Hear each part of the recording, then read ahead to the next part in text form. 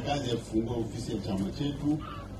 Kazi ya ofisi hii ni kubwa kuliko yote, ni kusikiliza maoni ya wanachama na wananchi wote.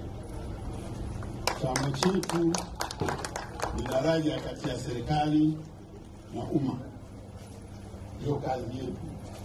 Kama ingekuwa kuna udalali, sisi ndio tulikuwa dalali wa kuunganisha watu na serikali.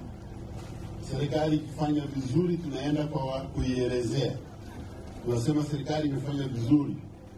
Kama hivi sasa hapa katika wilaya Shinyanga mjini na katika mkoa mzima wa Shinyanga, serikali ya Rais Samia Suluhu Hassan ambayo inaongozwa na CCM imefanya mambo makubwa, au sio?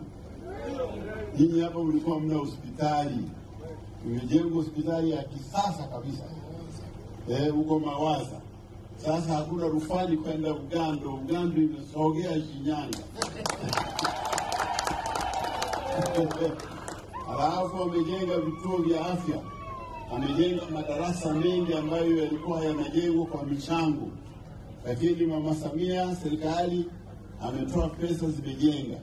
Kuna vitu vingi tumefanya. Kazi yetu sasa ni kuwaeleza wanachama na wasio wanachama waelewe kwamba hii kazi imefanyika katika kutekeleza ahadi zilizotolewa na Chama cha Mapinduzi. Kwa hiyo kumchagua Samia kwa mara ya ngapi? Ya pili. Ni ya pili kwa sababu wakati ule alikuwa anagombea akiwa makamu, aliyekuwa anaongoza tiketi ilikuwa marehemu Magufuli, lakini tulipopiga kura tulimpigia Magufuli na nani? Na Samia.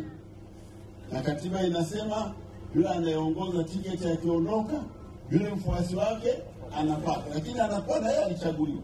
Maana tulichagua tiketi na watu wangapi? Sasa naye amaliza miaka 4. Katiba yetu inasema akikaa zaidi ya miaka 3 ana haki ya kupewa nafasi nyingine moja. Sasa ndio maana tunasema Samia